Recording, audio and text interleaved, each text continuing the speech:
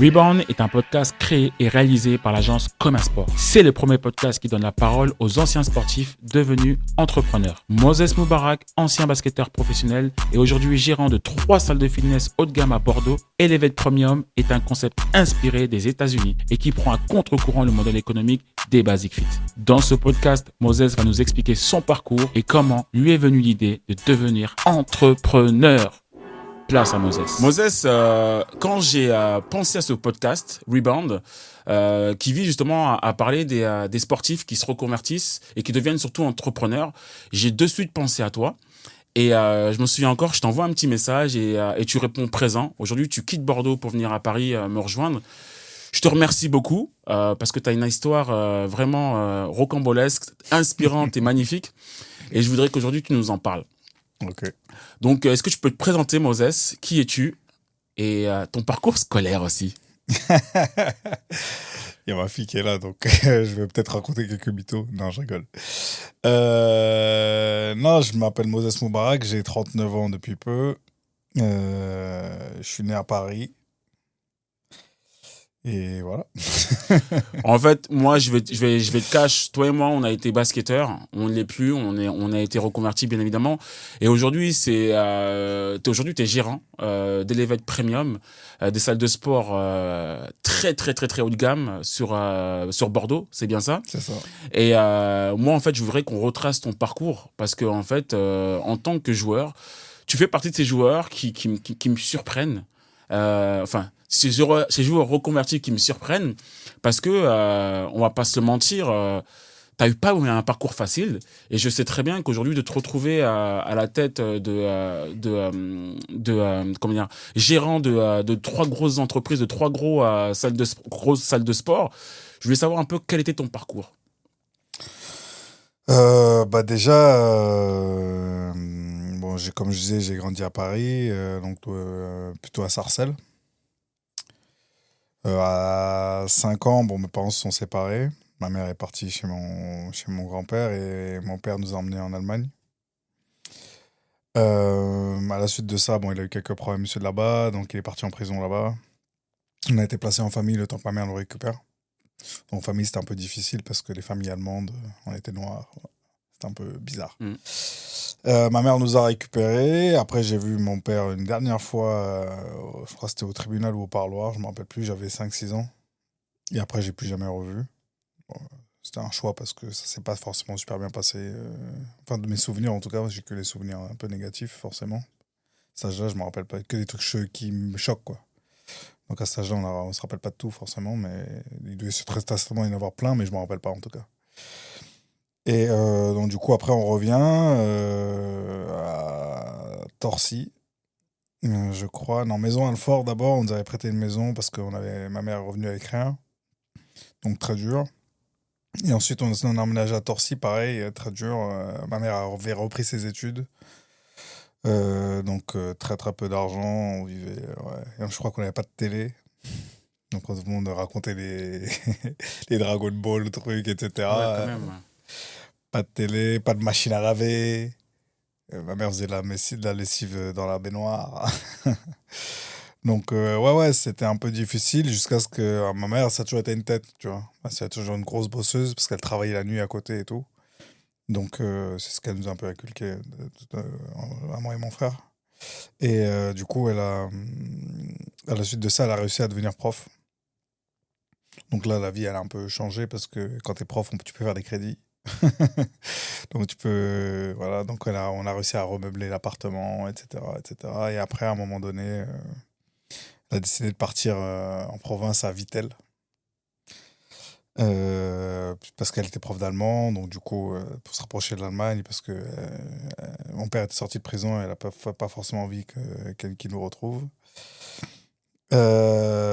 Donc voilà, et j'ai commencé le basket du coup à Torcy avec un ami à moi qui s'appelait Samir Megdad, qui joue encore d'ailleurs, je crois. Ouais, je vois très bien, je le connais, ouais.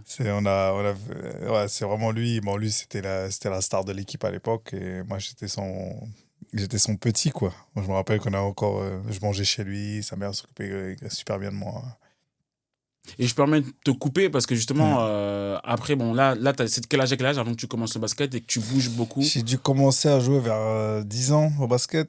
Ok, donc tardivement, finalement, tu commences assez Ouais, tardivement comparé à la moyenne. bah, en fait, il y avait eu les JO 92. Et tu sais, à l'époque, il n'y avait pas beaucoup de renom à la télé. Et moi et mon frère, on voyait Jordan, les grands gars balèzes, beaux gosses, débarquer de partout. Et du coup, on avait tous envie de faire du basket, parce que je crois qu'avant, je faisais du ping-pong ou du taekwondo. Enfin, j'ai fait les deux, ping-pong et taekwondo. Et tu vois à la télé des gars comme ça, c'est super inspirant. Et on se dit, non, faut jouer au basket, on va être comme eux, quoi. Parce que nous, on n'avait pas vraiment de figure paternelle, tu vois, si tu veux. Et là, tu voyais des gars sur lesquels on peut s'inspirer, tu vois. Et tu t'inspires justement à 92. C'est clair qu'on s'est tous inspirés 92, mais qu'est-ce qui fait qu'à un moment donné, tu te dis, moi, je vais être sportif professionnel, j'ai envie d'en faire mon métier. Quel a été le déclic pour toi, en sachant que tu as beaucoup bougé et que finalement, tu commences assez tardivement le basket? Qu'est-ce qui fait que tu te En dis, fait, c'est venu automatiquement. J'ai commencé à jouer au basket. Bon, au début, j'étais éclaté, hein, on va pas se raconter de salade.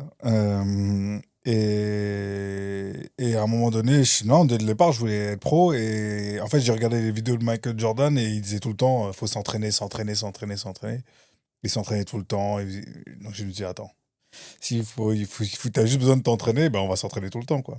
Donc après, il n'y avait pas encore toutes les vidéos YouTube, tous les coachs individuels comme ouais, ça, il faut le dire la vérité. Hein. tu À vois. cette époque, Donc nous, à il n'y cette avait époque, il pas n'y tout avait rien. ça. Donc moi, je prenais mon ballon, mais en plus, j'étais là-bas. À un moment donné, j'étais à Épinal. Il y avait un pote qui travaillait, il s'appelait Pierre-Luc, qui travaillait Son père travaillait aux autoroutes. Donc il me donnait du sable. Quand il y avait de la neige sur le terrain, on mettait le sable, on mettait le sable, on attendait que ça fonde. Tu jouais en extérieur, c'est Ah ça? bah on jouait dehors, ouais. Dehors dans le froid, à moins je sais pas combien. Et parce qu'il disait que pour être à droit, il fallait shooter, shooter, shooter. Donc je suis allé tout seul, shooter, shooter. Et j'allais tout le temps, tout le temps, tout le temps. Je faisais tous les entraînements avec les filles, avec tout le monde. Un maximum. Et ça tombe bien, tu vois, tu me parles. Moi, j'aime bien parler de cette période de basket, de basketteur pro. Aujourd'hui, tu en retires quoi? Qu'est-ce que toi, tu en retiens justement de cette carrière-là? Quels sont les plus, les moins? Parce que on va pas se mentir, aujourd'hui, j'ai l'impression qu'on fait beaucoup de sacrifices quand on est sportif de haut niveau, basketteur, quand on joue pas en pro, et même quand on joue en pro, c'est compliqué. Et qu'est-ce que tu retiens de bien, justement, les plus et les moins de ta carrière de sportif? Alors, les gros plus, c'est que quand tu es sportif, déjà, tu t'adaptes à toutes les situations. Si tu perces, même si tu es en N2, etc., c'est que tu as bossé. Sauf si tu fais 15 mètres, mais c'est que tu as bossé dur, parce qu'il y a quand même beaucoup de concurrence. Et ça t'apporte vraiment, vraiment beaucoup de choses. Les points négatifs, je dirais, il y a beaucoup d'appelés et peu d'élus, donc forcément, il y a beaucoup de frustration pour ceux qui n'y arrivent pas. L'encadrement, on va pas se raconter, ouais, ils prennent celui qui veut venir encadrer les enfants et qui est motivé, parce que c'est des gens passionnés, mais il n'y a pas vraiment de... C'est pour ça qu'il y a très peu d'anciens joueurs qui encadrent des jeunes aujourd'hui. Donc voilà. Donc quand tu as la chance de tomber sur un bon encadrant, comme moi ça m'est arrivé quand j'étais à Bayonne par exemple, qui s'appelait Christophe Brunet, qui était aussi une figure paternelle du coup, Mm. je me rappelais un jour avec Ben, j'avais fait une connerie. je vais, je sais plus ce qu'on avait fait, on avait bisuté quelqu'un, je sais plus ce qu'on avait fait. Il vient, on arrive à l'entraînement, il nous met tous autour de la table, il vient, il me met une tarte. Ah ouais, carrément. Il me met une tarte. Et pourquoi? Et Parce pourquoi? que j'avais fait une connerie. Non, mais Ouais. j'avais fait un truc pas bien. Je me rappelle plus ce que c'était exactement. Ben doit s'en souvenir, mais moi, je me rappelle plus. Mais j'en avais fait un truc de ouf. Ils avaient mis une tarte à moi et à Ben. Je rentre vénère et tout. J'appelle ma mère. Hé, tu sais pas ce qui s'est passé. Nanana, il m'a mis une tarte. Nanana. Oui, oui, il m'avait appelé avant. C'est moi, je lui ai dit OK. Ah ouais, carrément.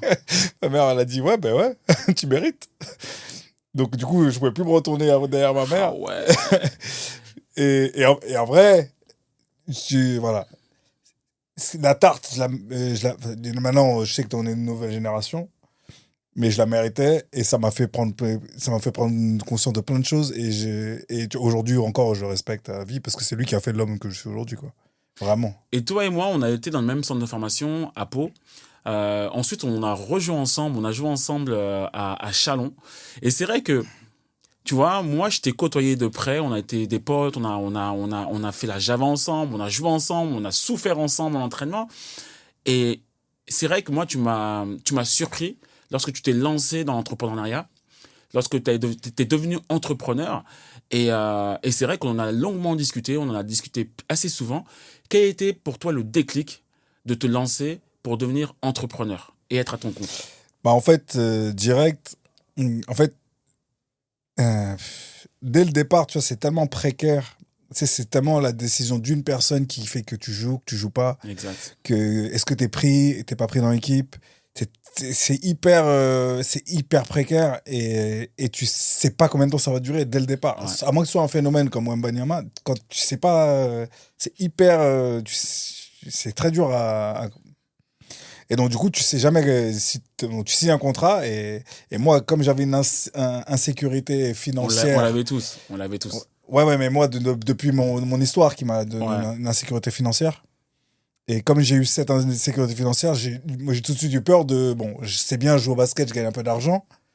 Mais si demain ça s'arrête, je fais quoi? Ouais. Et du coup, dès le départ, je me suis dit, bon, dès que je prends un premier billet, faut que je fasse un truc avec, faut que j'investisse, parce que je savais que fallait investir un peu d'argent pour en gagner. Et si tu voulais pas, ou alors comme je joue au basket, je pouvais pas travailler à côté. Donc forcément, il fallait que je fasse des placements, des trucs, voilà. Et c'est vrai qu'on en a discuté. Toi, ton premier investissement, tu l'as fait très tôt, très jeune. Et moi, j'ai été surpris. On en a discuté par téléphone. Toi, comment tu sais que tu t'es lancé là-dedans? C'est un concours de circonstances. Ah, bah déjà, il faut savoir que j'ai pas peur de perdre de l'argent, ou l'argent n'a pas vraiment de valeur pour moi, parce que tu sais, quand on n'a pas, il y a des gens qui s'accrochent à l'argent ou qui sont prêts à tout pour de l'argent. Moi, pas tant que ça, quoi. Je sais qu'il en faut pour vivre, donc il faut que j'assure une rentrée. Mais après, si demain il n'y en a plus, on sait faire sans. On a fait sans. Et donc, du coup, ma mère était en Guadeloupe, elle allait venir à Orléans. Et du coup, moi, j'allais tous les étés en Guadeloupe, parce qu'au bout d'un moment, ma mère, elle est repartie aux Antilles, en fait, après Épinal. Et donc, du coup, moi, j'étais. Je sais plus ce que je disais. Donc, ouais, ta mère était revenue à Épinal et que Ouais, t'allais donc souvent en Guadeloupe. du coup, ma mère est revenue à Orléans, elle a trouvé un nouveau poste, super poste d'inspectrice académique.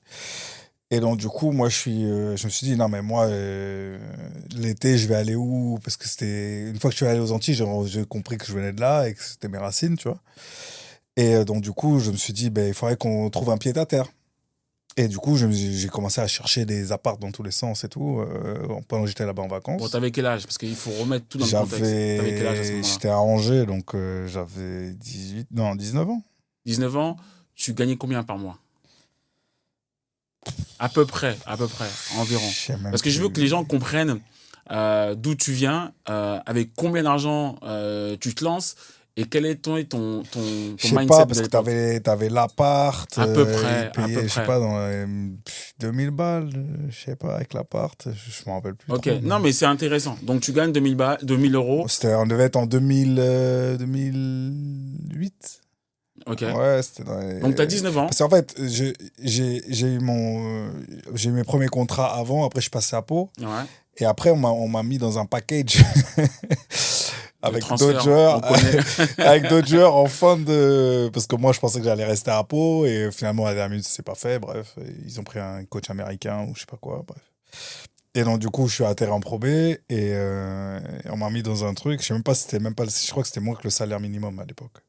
Je sais plus, c'était... Mais bon, comme moi, je voulais jouer et prouver ce que je voulais, je me suis dit, vas-y, je vais prendre et t'inquiète, je vais vous montrer ce que je vaux et ça ira. Et donc, du coup, dans le package, mais bon, à l'époque, vu que t'as pas de charge, pas de loyer, Exactement. pas de truc, t'as 2000 balles d'argent de poche, quoi. Et avec ça, avec un petit investissement à 100 000 balles, ou payer 500, 600 euros par mois pendant 20 ans, tu t'achetais un truc, quoi. Oui, mais on va être d'accord, c'est pas commun. Quand on a 19, 20 ans, on reçoit 2000 euros. La première chose qu'on fait, c'est qu'on flambe, on sort, on veut se faire plaisir, justement. Et pourquoi, toi, à ce moment-là, tu te dis, je vais investir? Parce que je savais que déjà, il fallait que je rentre en Guadeloupe l'été. Et je savais que de toute façon, ça allait être... Tu vois, je suis arrivé en Pro B dans un package. Mais ça, tu le savais dès le Oui, départ. mais moi, si tu veux, moi, je pensais pas que ça allait se passer comme ça. Donc, tu t'es hyper... C'est-à-dire que il n'aurait pas accepté le package, je sais même pas où est-ce que j'aurais joué, tu vois. Ouais. Donc, tu arrives dans un truc. Donc là, j'avais signé 1 an, je crois. Et tu dis, bon, là, l'oseille rentre aujourd'hui, on sait pas ce qu'il en sera demain. Peut-être que demain, oui, peut-être que demain, non. Moi, dans ma tête, je dis, ça va durer longtemps parce que je vais faire ce qu'il faut. Mais tu sais jamais. Donc, je me suis dit directement, je vais mon pied à terre. Et en plus, tous les mois. Enfin, à ce moment-là, je savais pas parce qu'au début, j'ai acheté comme pied à terre. Après, je me suis dit, une fois que ça a été validé, je me suis dit, attends, le truc est vide toute l'année. Moi, j'y vais 1 semaine ou 2 semaines l'été. Faut qu'on loue. Mais à l'époque, Airbnb, tout ça, ça n'existait pas. Ouais, c'est clair. Ça n'existait pas. Ça, Donc, c'est du coup, clair. on s'est dit, on a commencé à mettre les annonces sur le Bon Coin avec mon pote Gary, qui le gère encore aujourd'hui. Et on a commencé à mettre des annonces sur le Bon Coin. On a commencé à trouver des meubles sur le Bon Coin à l'arrache. Et on l'a loué comme ça. Et au début, ça a rapporté 500 balles par mois. Ça se paye. Ça s'est toujours remboursé. Au final, j'ai jamais sorti d'oseille.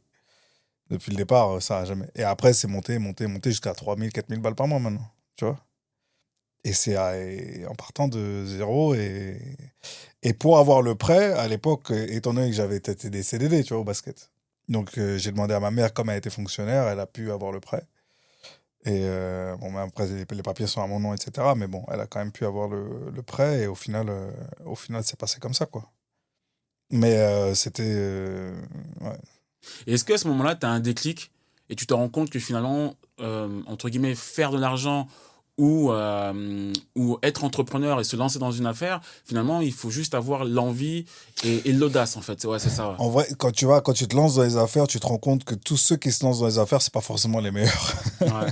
C'est pas méchant. Mais pourquoi tu dis pas les meilleurs? Dans quel sens En fait, tu veux dire c'est ça? juste ceux qui ont l'audace de le faire. C'est pas forcément ceux qui réussissent dans les affaires, ce sont les meilleurs. Mais il y a plein de gens qui vivent de leurs affaires et qui ont juste l'audace de se lancer, quoi. C'est pas forcément. Ou alors il y a des gens qui voient trop gros et trucs et qui se cassent la gueule. Mais en vrai, les meilleurs réussissent et perdurent. Et mais par contre, ceux qui réussissent. Enfin, tout le monde peut réussir en se lançant, tu vois. Moi, je pense aussi, et tu me dis hein, si je me trompe, il y a aussi une certaine éducation financière. Après, soit on l'a, soit on l'a pas, d'une certaine manière. Dans ma famille, enfin, la famille que je connais du côté de ma mère, tout le monde est fonctionnaire, mec. Il y a personne qui entreprend rien. Quand je parle d'éducation financière, ça veut dire, c'est pas forcément de se dire je vais investir, hein. C'est se dire quand je reçois ma paye, ben, je vais pas tout claquer d'un coup. Est-ce que tu as eu Non, cette notion depuis le non, départ? parce que j'ai tout claqué, moi. Mais non, parce qu'une fois que tous tes trucs, parce que comme je te dis encore une fois que l'appart était payé, et je crois que la première fois que j'ai économisé de l'argent, j'avais 25 piges. J'étais à Glasgow, D'accord, ok. tu vois. Maintenant, alors je rebondis là-dessus, tu signes à Saint-Etienne, donc on va pas retracer tout ton parcours Ouais, sportif professionnel. T'as joué en Angleterre au Glasgow Rangers, c'est ça? Glasgow Rocks. Rocks, Ouais. Rangers, tu Rangers, c'est les sais, footballeurs. c'est les footballeurs. Non mais voilà, dépôt de bilan de ton club, tu perçois une somme assez très intéressante qui te fait un bon pécule. Si tu veux dire la somme, moi, voilà, si tu peux dire la somme, si c'est... Bon, ceux qui connaissent savent que le plafond des PGE. Non, Donc, pas des PGE, des AGS. des AGS. Et c'est combien de poissons le plafond des Il AGS? prend des recherches sur Internet. Ok, non, mais ce que je voulais dire aussi par là, c'est que pourquoi à ce moment-là, tu reçois une somme liée justement à ta rupture de contrat ou dépôt de bilan de ton club, pourquoi tu le réinvestis encore à ce moment-là? Tu me dis que tu n'as pas d'éducation financière, Non, mais mais quel est le déclic à ce moment-là en de fait, réinvestir? justement, comme j'ai commis pas. En fait, je suis obligé de parler de Glasgow. Parce qu'à Glasgow, j'ai rencontré un gars qui s'appelait EJ, c'était un Américain. Et moi, ça se passait super bien là-bas, tu vois. Et le gars m'a dit, écoute, là, t'es là, parce que je flambais, je dépensais de l'argent n'importe comment, j'achetais des trucs qui servaient à rien et tout. Il me disait, mais gars, pourquoi t'achètes tout ça? Je dis, bah, je sais pas, j'ai envie, pourquoi pas. J'étais bien. Il me dit, eh, écoute, 2 ans après la fin de ta carrière, plus personne saura que t'as joué au basket. Et tout ce qui va rester de toi, c'est combien t'as gagné d'oseille. Et l'argent que t'as mis de côté. Il m'a sorti ça, ça m'a fait. Ça a germé, germé, ça a mis du temps pour germer, mais il m'a dit ça. Et c'est tellement la vérité. Parce que là, plus personne, quand tu marches, plus personne sait que tu. Et toi, quand tu joues, tu penses que c'est important, mais quand t'arrêtes, Quand t'arrêtes c'est rien en terminé. fait. C'est terminé. Ouais. Tu vois. Et sauf si t'es Flo, Pietrus ou des gars qui sont des légendes du basket en France, mais nous, personne ne s'est quitté, tu vois. Et pour en revenir à. Du coup, je prends l'argent et je suis quand même un peu dépensier. Et je me suis dit, tu sais quoi, cet argent-là, faut que j'investisse. Parce que si j'investis pas, je vais le craquer. Je vais le perdre. Et mais ça a mis un peu de temps parce qu'il y a des procédures judiciaires pour que ça tombe. Ça devait tomber. Donc moi, j'ai commencé à regarder un peu partout, etc. Et entre-temps, je me suis pété le genou. Je vais chez le chirurgien. Il me dit, ouais, bon, bah, tu pourras plus jamais jouer au basket. Donc j'ai chialé un peu. Je vais en rééducation 45 jours à Cap-Breton. Après, je me dis, bon, attends, tu sais quoi, je vais recevoir un gros billet, je peux plus pouvoir jouer au basket, vas-y, je vais l'investir parce que si je le garde sur mon compte, tous les mois, je vais prendre 1000 € par-ci, 1000 € par-là, mais le truc, et après, j'aurai plus rien. Donc, du coup, premier truc, je vais à Bordeaux, parce que je voulais pas, parce que ma femme est de Biarritz, donc je voulais pas aller à Biarritz parce que c'est pas trop pour moi, je pense, comme ville. Donc, du coup, je me suis dit, la plus grande ville, la ville qui me plairait le plus, c'était Bordeaux, en plus, quand on allait jouer là-bas, c'était super Mhm. cool. Tu te souviens? Et comment? Donc voilà, donc du coup, je me suis dit, je vais aller à Bordeaux. Donc à Bordeaux, je vais commencer à regarder des salles de sport. Et, et, euh, et moi, mon modèle de salle de sport, si tu veux, moi, j'avais déjà été aux States et j'avais vu une salle qui s'appelait Equinox. J'avais vu ce truc-là, je me suis dit, mais c'est le feu. Et j'ai dit, c'est ça qu'il faut faire en France. Et quand tu reviens en France, c'est pas manque de respect à aucune chaîne de salle de sport et tout, mais Basic Fit, Fitness Park, où tu as 1 milliard de machines, personne ne sait, les gens se bloquent une machine pendant des trucs, ils font tout et n'importe quoi dans le truc, tu les entends crier, trucs. Et toi, tu as Equinox dans ta tête, le truc chiadé, beau gosse et tout, tu dis, attends. En France, il y a un problème là. Parce que moi, je connaissais pas encore qu'il y avait je savais pas qu'à Paris, il y avait des chaînes, des trucs bien. Ouais. Moi, je connaissais que ce qu'il y avait un peu en province, tu vois. Et je dis, mais attends, c'est pas possible, il doit y avoir des trucs un peu plus solides quand même. Je me dis, bah attends, moi, je vais faire ça. Et du coup, je visite un local, deux locales, j'ai failli partir. Parce que j'y connaissais strictement rien aux affaires. Hein. Je suis parti visiter un truc, je savais que je pouvais payer parce que j'avais l'oseille. Mais donc, j'ai regardé un truc, je voulais l'acheter, c'était pas bon.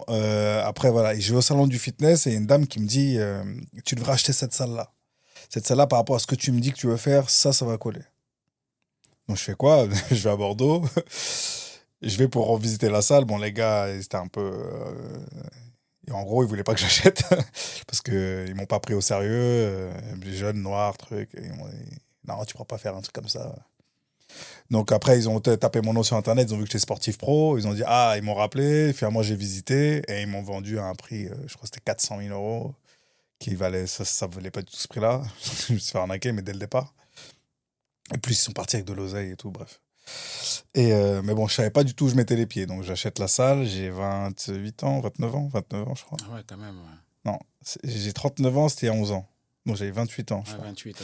J'ai 28 ans, j'achète la salle, je venais de me blesser. Et j'avais mon préparateur physique, celui qui m'a préparé pour Glasgow, il vivait à Bordeaux. Donc j'appelais tout le temps, il me donnait des conseils, il m'a dit, vas-y, moi je suis chaud, ton idée elle a l'air trop bien, viens, on fait. Et donc, du coup, on se dit, vas-y, viens, on fait. Et donc, du coup, on s'est mis à acheter la salle. Bon, on a galéré pour avoir les prêts parce que. Là-dessus, il faudrait que tu nous en parles. Faire un prêt, son premier prêt, quand on est sportif de haut niveau, c'est très compliqué. Tu l'as déjà dit, quand tu as fait ton achat, tu avais ta mère qui t'avait soutenu justement comme Pour le co-emprunteur prêt immobilier, ouais. pour le prêt immobilier. Mais là, quand tu te lances, tu peux nous parler de tous ces problématiques qu'on peut Bah, avoir. si tu veux, tu vas à la banque. Donc, t'as pas d'expérience, t'as pas d'études. Parce que tu m'as demandé mon niveau d'études. Moi, Ouais. j'ai eu le bac quand même. J'ai eu Ouais. le bac ES. Mais après, quand tu joues au basket, tu peux pas faire d'études. Donc, forcément, bah, j'ai que le bac ES. Donc, tu vas à la banque.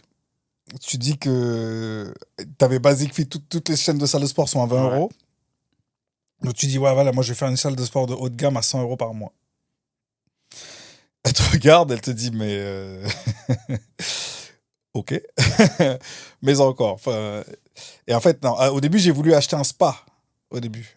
Et la bancaire, elle m'a rayonné, elle m'a dit, mais un spa, si vous avez aucune connaissance, mais jamais on va vous prêter. Si on prête de l'argent, à la rigueur, c'est pour faire du sport. Mais pour faire du spa, jamais au bout de l'avion, on vous prête de l'argent. Et donc, du coup, j'ai mûri le projet avec José, mon associé. Et du coup, il m'a présenté à quelqu'un qui était, parce que lui, il bossait déjà dans une salle, qui était banqué dans sa salle, et du coup, je lui ai présenté le projet. Donc, je sais pas s'il nous a suivis parce que c'était le pote de José ou parce qu'il y croyait et trucs, mais en tout cas, il s'est démené comme un fou. On a eu, aucune banque nous a reçus de toute façon. Ouais. Elle a voulu traiter le dossier. Mhm. Lui, il a reçu, il a traité le dossier, et à chaque fois, on avait un refus, mais on avait la vraie raison du refus. Parce que tu sais, des fois, on te dit non, mais on te dit pas pourquoi. On te dit Alors, non, quels c'est sont pas les, possible. les exemples de refus que tu as eu à ce moment-là? J'ai eu pas assez d'apport, et ils y croyaient pas, donc pas assez Ouais. d'apport. Donc, c'est sachant que quand tu fais ton premier prêt, t'es cautionné par un truc qui s'appelle BPI. En France, ce qui est bien en France, Mhm. c'est quand tu te lances, l'État a un organisme qui s'appelle BPI si demain tu coules, nous, en l'occurrence, ils nous remboursaient 75%. Enfin, ils prenaient en charge 75% de la dette parce que Mhm. toi, tu t'engages auprès de la banque à rembourser du coup que les 25. Donc, si tu empruntes 300 000 euros, eh ben, tu dois rembourser que 25% et eux 75%. Donc, ça, c'était cool. Donc, eux, ils nous prenaient à 75%. Donc, normalement, si tu apportais 25% En apport, en en cash. apport, en Ok. cash, la banque ne pouvait pas perdre. Tu vois. Donc, si la banque ne perd pas, il n'y a pas de raison qu'ils ne te prennent pas. Qui n'accepte pas ton emprunt. Eh bien, ils ont dit non. Et il a dit dites-lui de revenir avec plus d'apport. Et on a amené 30%. Ils ont dit non. Je crois qu'on a amené 40 ou 50% après. Et ils ont dit oui. Et à ce moment-là, on a dit oui. Ils ont dit oui, donc super. On a repris en septembre 2014, je crois. Ouais. Septembre 2014, on reprend. Et je me retrouve en face de 5 employés. Je n'y connais rien. Je sais pas comment ça marche. Je sais pas ce que c'est un abonnement. Je sais pas ce que c'est que le fitness. Je sais pas si c'est des cours. Je connais rien du tout. Et je me retrouve devant les gens et je pense qu'ils ont dû dire mais qu'est-ce que c'est qui ces gars-là? Qu'est-ce qu'ils viennent faire? Heureusement, il y avait José qui connaissait un peu le truc, mais il connaissait encore les salles de muscu, tout ça, mais pas la gestion d'une entreprise, quoi. Mais moi, franchement, je te dis honnêtement, Moses, moi, je suis admiratif. Parce que, comme je te dis, on a joué ensemble. Tout ce qui était pompe, muscu, moi, je te voyais pas. Non, mais tu vois, je te voyais pas. Et c'est vrai en Tu vois, plus. t'étais pas quelqu'un qui, physiquement, qui était le plus acharné de travail. Ok? Si, mais pas en muscu. Non, en muscu, non, excuse-moi, en muscu, tu étais un Ouais. gros shooter, tu bossais sur le terrain, il n'y a pas de problème techniquement. Je te parle en termes de musculation. Et c'est vrai que quand tu te lances dans ce domaine-là et tu dis, je n'y connais rien, à quel moment, est-ce que tu doutes à ce moment-là de toi? Est-ce que tu doutes de ce que tu vas faire? Ou tu es suffisamment confiant pour te dire, tu sais quoi, je vais réussir Non. parce que j'ai vu. Après, dans mon état d'esprit, si un gars peut le faire, il n'y a aucune raison que tu puisses pas le faire. Donc, s'il y a d'autres salles de sport qui existent, c'est que tu peux le faire. Après, c'est comment tu t'y prends. Donc, première année, on perd 100 000. Là, bon, j'avais un peu d'oseille de côté, mais là, tu te dis, bon, si tu fais ça pendant 2 ans, t'as tout perdu et t'as plus rien, tu vois. Donc, tu te dis, bon, on va réfléchir un peu. Et là, j'ai embauché un gars qui s'appelle Mika, qui est encore manager des clubs aujourd'hui. Il m'a présenté un formateur qui s'appelle Kevin Neken. Et donc, du coup, j'ai suivi sa formation. Et là, tu découvres c'est comme si tu étais aveugle et tu retrouves la vue, quoi. Comment ça marche, A, B, C, D, E. Bon, j'avais quelques notions quand même, il fallait faire un site internet et tout, parce qu'il y en a qui connaissent vraiment rien, quoi. Donc, mais là, illumination, ah, ok, bon, ça marche comme ça, ah, ok, ben, ça marche comme ci, comme ça, truc, ah, ok. Et là, une fois que j'ai compris comment ça a fonctionné, après, bon, là, après, on a déroulé. Tu vois, c'est intéressant que tu me parles de formation parce que on en avait déjà discuté il y a quelques années en arrière. Et moi, j'ai eu justement, grâce à notre échange, tu m'as fait comprendre à quel point c'était important de se former. Et je me souviens encore de ce que tu m'avais dit. Tu m'as dit, mais en fait, se former, c'est progresser. Et c'est vrai que moi, je me suis toujours posé la question, pourquoi quand on est sportif de haut niveau, on ne se forme pas assez? Tu vois, quel est toi ton retour? Tu vois, aujourd'hui, 10 ans, 15 ans plus tard, pourquoi en tant que sportif de haut niveau, on a beaucoup de temps, on a de l'argent, mais on ne se forme pas suffisamment? Tu vois? Non, parce on le voit pas arriver. On le voit pas à la fin arriver, en fait. On est dans notre truc, dans notre bulle. Moi, je vois des gens, ouais, j'ai un vieux salaire, alors que quand tu compares au commun des mortels, c'est un bon salaire, tu vois. Ouais. Et en fait, tu es dans ta bulle et du coup, tu te rends pas compte que que les années arrivent et et que c'est bientôt la fin. Et quand c'est la fin, on part de zéro, nous. Parce que le basket n'est pas reconnu en France. Enfin, l'expérience de sportif professionnel n'est pas du tout reconnue en France. Sauf, encore une fois, les superstars, quoi. Donc, nous, on part de zéro, quoi. On part de zéro. Et je suis d'accord avec toi, mais tu vois, moi, je me suis toujours. Tu vois, moi, j'ai repris mes études, par exemple, pendant ma carrière. Bon, après, bien évidemment, il faut être très bien entouré pour que on te dise ce qu'il faut faire, parce que c'est vrai qu'on est un peu coucouné, tu sais, on est dans une bulle un petit peu. Et je me suis toujours dit, mais pourquoi on se forme pas suffisamment alors qu'on s'entraînait allez, deux Bah, fois par tu jour, vois, une fois par jour? si tu compares avec le rugby, c'est organisé. Ouais. C'est-à-dire que les clubs, c'est organisé, tout le monde part en formation, soit à distance. Chez nous, il n'y a rien. Il y Et au a. basket, il n'y a rien. Et au foot, je ne suis pas sûr qu'il y ait quoi que ce soit. C'est une volonté déjà des clubs et des fédérations, mais nous, Nous, on est là, joue pendant 1 an, et si tu joues bien, on te laisse une deuxième année, sinon, bah, va là-bas. Hein. Et la difficulté, on va pas se mentir, c'est cette reconversion qui est hyper compliquée parce que plus tu t'y prends tard, plus c'est dur de se réinsérer. Mais ce qui est dur, ce qui est dur, c'est que tu as un certain train de vie, et du jour au Ouais, lendemain, tout s'arrête. ouais, Et les jobs qu'on te propose, c'est toucher 500 balles pour coacher des U15 ou des ouais, U13, et t'as rien derrière. Ah, ceux qui sont bons, ils ont fait des études de coach, mais bon, il n'y a pas de place pour tout le monde, parce que voilà. Et derrière, donc tu repars de zéro, et même ça crée des drames familiaux, parce que tu es là du jour au lendemain, t'es ouais. bien, t'as rien, du coup tout le monde se barre, tout le monde truc, voilà, c'est compliqué. Et c'est un vrai problème qu'il faut traiter, parce que je sais qu'il y a le syndicat à un moment donné, c'est essayer de s'en inquiéter, etc. Mais bah, moi, je suis la génération, où, toi, comme moi, Ouais, quoi, où tout le monde part à la retraite et tout le monde ouais, est en galère là. ouais. Donc tu le vois, donc t'as ceux qui ont un petit pécule, soit ils l'ont déjà cramé par je sais pas, des conseils financiers véreux ou des trucs, ou soit ils l'ont cramé eux-mêmes avec des vêtements Louis Vuitton, j'en sais rien. Mais tu es d'accord avec moi quand même qu'il y a une vraie problématique par rapport à ça dans le basket et je pense que c'est dans d'autres sports aussi. Parce que tu vois, moi quand je reviens aussi sur ton parcours à toi, aujourd'hui, tu es gérant quand même je veux dire, je sais pas, un parc de 3 salles de sport premium, tu vois ce que je veux dire? Mais quelle est la clé aujourd'hui de ton succès? Tu vois, quelle est la clé? Qu'est-ce qui fait aujourd'hui que tu as du Ah, succès et succès, que je sais mais pas du jusqu'à là, succès? mais Bah, déjà on d'une, s'en sort. t'as pas une salle, t'en as trois. Ouais. On va en ouvrir Moi, je sais d'autres que tu m'avais peut-être aussi. expliqué comment tu choisissais les localisations. Tu vois, toute cette réflexion que tu as pour Ouais, mais justement en avoir fait, le succès. il y a des gens qui réfléchissent énormément, qui font des études de marché, qui font des trucs et tout. Moi, tu vois, je suis pas dans ça. Je vais ouvrir une salle de sport haut de gamme. Je vais dans un quartier riche. J'ouvre la salle de sport haut de gamme, là où j'habite. Enfin, tu vois. Donc, tu prends le bon coin. Où est-ce que c'est plus cher à Bordeaux? C'est là, tu mets une salle. Voilà. Aussi simple que ça. C'est aussi simple que ça. Arrête, tu vas pas nous dire que quand même qu'il n'y a pas d'autres tips. Par Non, exemple, je suis pas. le choix du local, l'avoir au bon prix. Après, Il y a ah une oui, partie de mais négociation. Oui, mais ça, c'est c'est très important d'en parler. Parce qu'aujourd'hui, si je te vends, je sais pas, 1 mètre carré mais c'est comme si demain tu veux acheter une maison, c'est la même chose. Tu veux Mais comment la tu maison fais? là, Comment tu fais? bah Moi, c'est tu ça. regardes toutes les maisons qu'il y a et tu prends la moins Non, chère. dans ta négociation, je suis sûr que Bah tu es, aujourd'hui, t'es- dans une négociation, parce que là en ce moment je suis en train de négocier, tu vois. ouais, Aujourd'hui dans ma négociation, j'ai du poids parce que j'ai un nom, j'ai une expertise, j'ai un truc. ouais. Mais au départ, j'avais pas tout ça. Et comment tu faisais? Je me suis fait arnaquer. Au départ, la première fois, je me suis fait arnaquer. C'est après quand j'ai appris que je suis. En fait, tu apprends en faisant des erreurs. Et la formation, c'est un raccourci. De toutes les erreurs que tu aurais pu faire, et la formation, c'est un raccourci. Mais tu vas forcément faire des erreurs. J'en fais tous les jours des erreurs. Et justement, par rapport à ces erreurs, en tout cas, moi, je remarque aussi, aujourd'hui, c'est acheter au bon prix, au meilleur Euh, prix, et faire un maximum de travaux Je, pour en donner une meilleure valeur. je vais te donner un exemple. J'ai 3 Vas-y. salles. J'ai la dernière salle qui même a été une des plus belles salles de province par je sais plus, GQ ou je sais pas quoi, dans les top 5 des salles de province, tu vois. Elle est magnifique, vue sur la Garonne, tout. Mais elle n'est pas dans le bon quartier. Ça veut dire que c'est pas un quartier riche. Donc, dès le départ, je savais. J'ai même pas respecté ce que moi je pensais parce que je dis la salle elle est belle, truc, tout le monde va venir et tout. Et ben c'est la salle qui a le plus de mal, tu vois. Parce que j'ai pas respecté le truc que je pensais qu'il fallait faire, tu vois.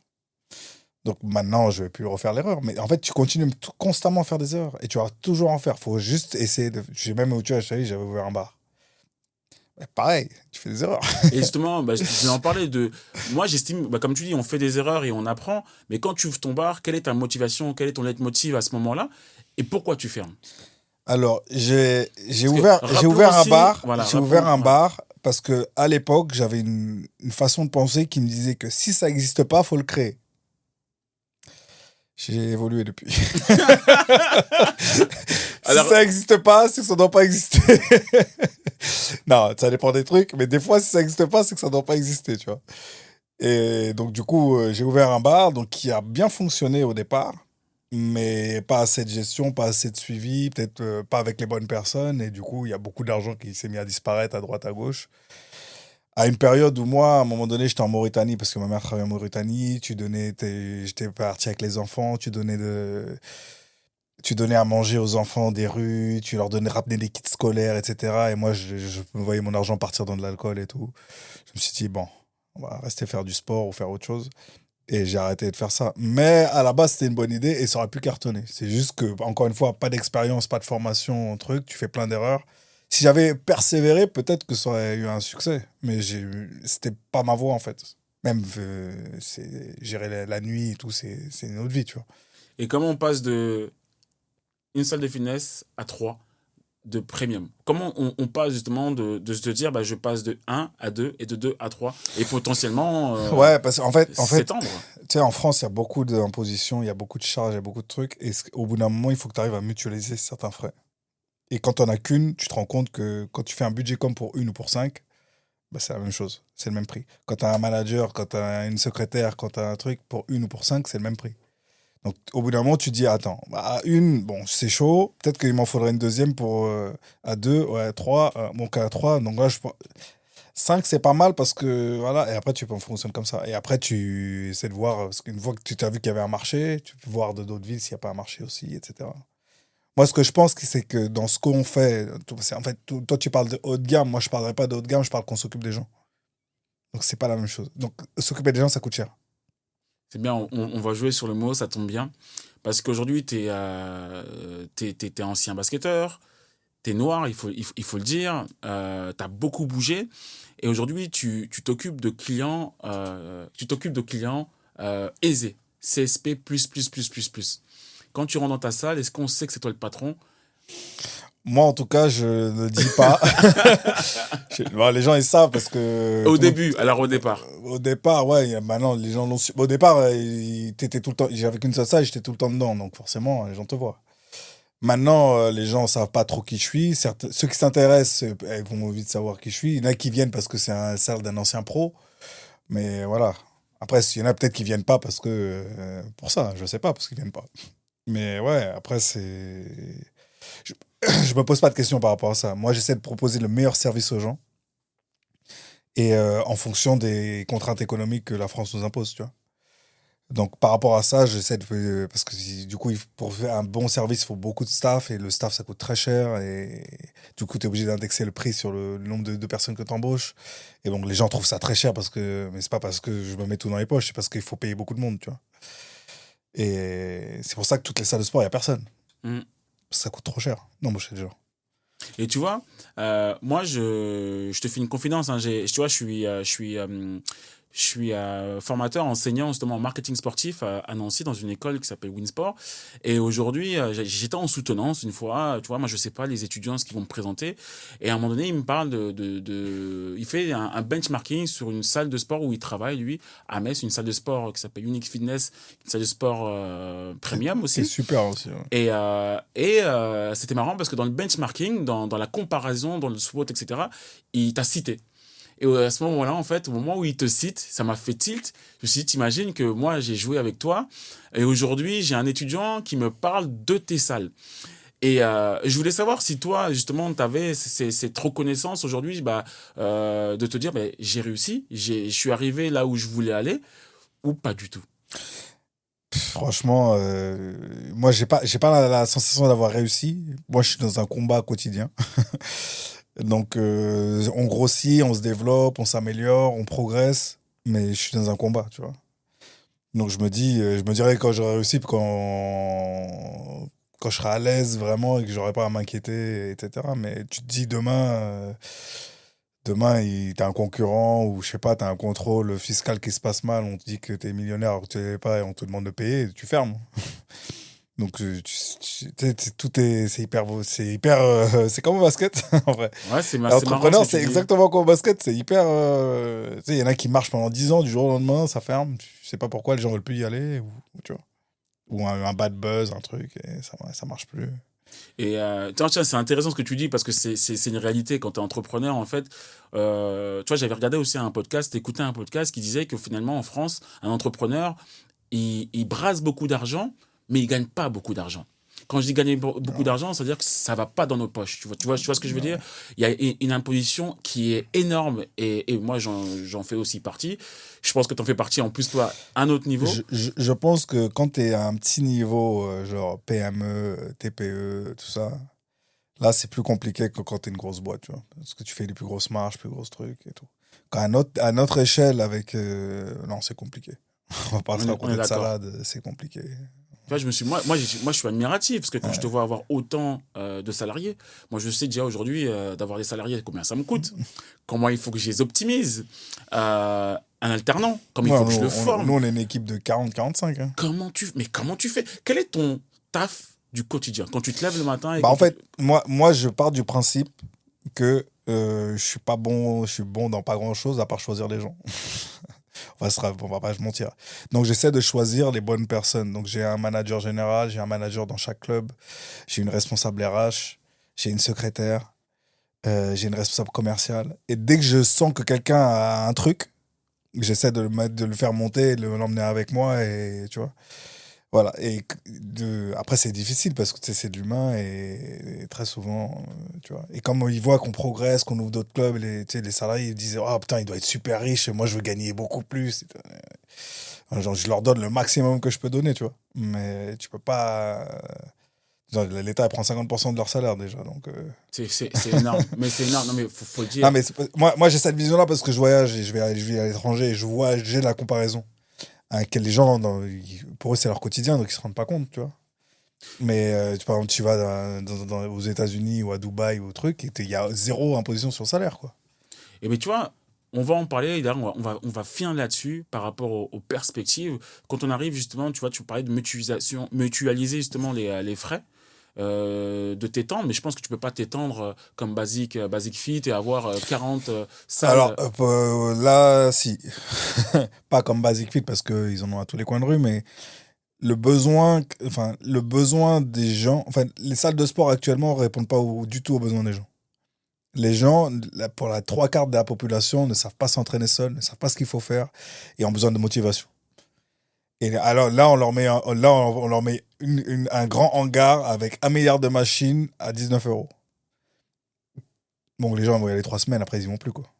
Mais Euh, finalement, est-ce que tu es plus ou moins rentable qu'un Basic Fit alors que tu es plus cher, mais eux, bah, c'est moins cher l'abonnement, mais alors, je finalement, suis pas convaincu que toutes ces chaînes-là soient rentables, de toute façon. De ok. un, j'ai pas leurs chiffres et tout, mais je suis pas convaincu. Des fois, il y en a des trucs qui ouvrent.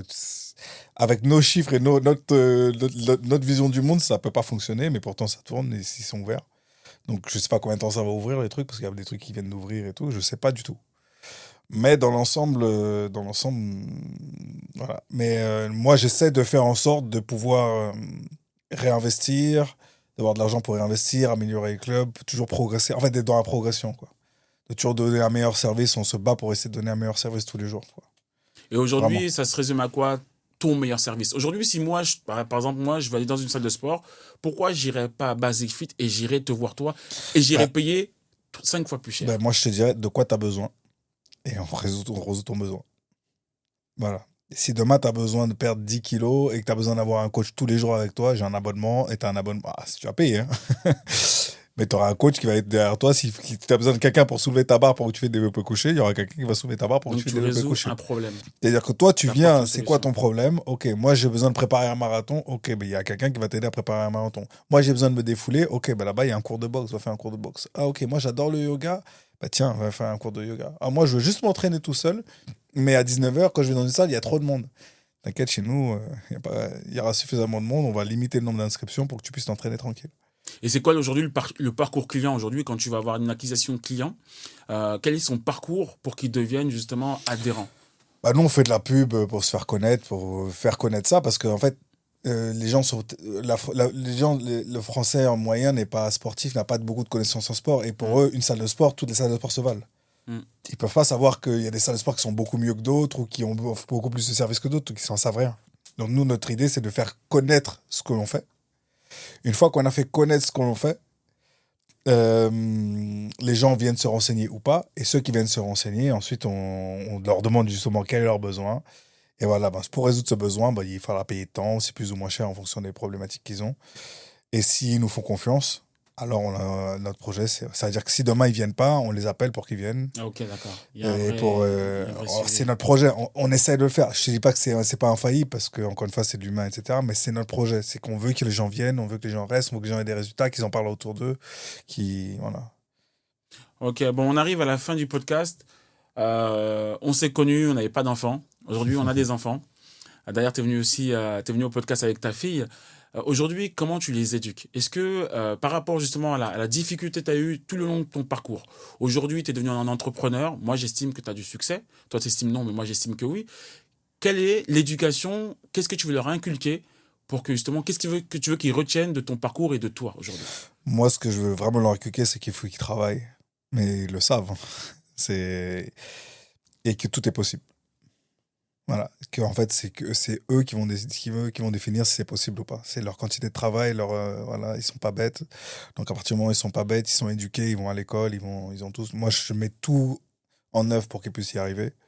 Ensuite, c'est juste eux et s'ils ont envie et ce qu'ils mettent sur la table. Et tu vois, moi je le dis, hein, on n'a pas eu la même éducation dans le sens, la même accompagnement. Tu vois, mes parents, ils ont été proches de moi, mais ils n'ont pas pu m'accompagner dans mon projet de basket, mon projet d'entrepreneuriat. J'ai dû, entre guillemets, tout faire tout seul. Aujourd'hui, je pense que tu es dans le même type de parcours. Ah, oui, ma mère m'a vraiment. Elle m'a pas pu m'accompagner, mais elle m'a toujours soutenu. Exactement. Mais le soutien et l'accompagnement, pour moi, c'est quand tu veux faire des choix, on peut te dire attention. Tu vois, attention, ou moi j'ai déjà fait ça, tu vois. Ouais, mais tu sais, les plus gros freins, c'est les freins de l'esprit que toi, tu te mets toute seule. Et quand tu as une personne qui t'accompagne et qui te dit écoute, tu vas y arriver, écoute, tu vas y arriver, écoute, tu vas y arriver, déjà, ça change tout.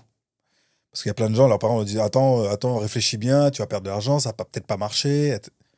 Ma mère, marcher, c'était pas. Si tu le fais, ça va marcher. Donc, elle m'a toujours accompagné sans aucun doute, sans aucune. Vraiment, rien que ça. Et moi, c'est ce que j'essaie de dire aux enfants. Vous êtes capable de tout. Maintenant, par contre, faites le taf. Donnez-vous les moyens. Parce que ça va pas tomber du ciel. Ouais. Peu importe ce que tu veux faire. Hein. Si, imaginons, tu veux jouer au basket, fais le taf. Si tu veux être astronaute, fais le taf. Voilà. Par contre, il n'y a que les meilleurs qui y arrivent. Donc, si t'es pas le meilleur, tu vas pas y arriver. C'est la vérité. En tout cas, merci Moses. On va terminer le podcast. Soyez les meilleurs. Donc, tu es le meilleur dans ce que tu fais, j'ai compris. On se bat pour être le meilleur. C'est ce que je dis. Tous les jours, c'est un combat. On se bat. Après, est-ce que je suis le meilleur, pas le meilleur? Voilà. On se bat pour être les meilleurs. On se bat. Je suis pas tout seul. On est une équipe, tu vois. On se bat au quotidien. On se creuse la tête. Voilà. Donc, c'est vraiment ça. Et d'ailleurs, c'est ce que je trouve vachement inspirant. C'est que tu te lèves le matin et tu es sur un nouveau projet, un nouveau défi. Souvent, on va voir l'argent que tu vas gagner, on va voir les projets que tu vas mettre en place, mais on va pas voir le défi quand tu poses le pied le matin de te dire bah aujourd'hui il faut que je remplisse tel ou tel projet. Et ça, c'est très compliqué. Ouais, mais en fait, je sais, c'est un état d'esprit. Ma fille, elle est là, tu peux lui demander. Je me lève le matin, 6h, 5h. Je bosse sur l'ordi. Je bosse le soir, je me couche minuit, je bosse. Je bosse tout le temps. Et pour moi, c'est pas un travail, mais c'est comme quand on joue au basket. Ouais. C'est très bien quand t'as pas fait ta séance de shooting et tu rentres le samedi, t'es t'es comme ça, tu dis, putain, est-ce que je vais mettre mes shoots aujourd'hui? Alors quand t'as fait tout ce qu'il fallait, exactement. Tu sais que voilà. Et là, t'es là, tu bosses. Après, écoutez, t'es antillais, je suis antillais, donc les gens me voient un peu tranquille. Mais t'as toujours bossé là-dessus. À part physiquement. Mais... à part la muscu, mais d'ailleurs, ça m'a porté préjudice dans ma carrière. Hein. Mais à part la muscu, en vrai, voilà. Et ça, c'est un truc que ma mère faisait, que je fais, et que j'essaie de retransmettre à mes enfants, vraiment. Et ça, en fait, ça tombe pas, il n'y a rien qui tombe du ciel, tu vois. Ok. Voilà. Mais merci beaucoup, Moses. Je te remercie beaucoup pour cet échange-là. Je pense que si vous aimez beaucoup ce podcast-là, likez, commentez, partagez. Et surtout, il y a la possibilité de faire un épisode 2 avec Moses parce qu'il a encore plein de choses à dire. Je vous encourage vraiment à suivre le podcast de Comme un Sport. Et puis, je vous dis à bientôt. Il y a les podcasts sur les soirées avec Pat. Incroyable. Merci, Mo.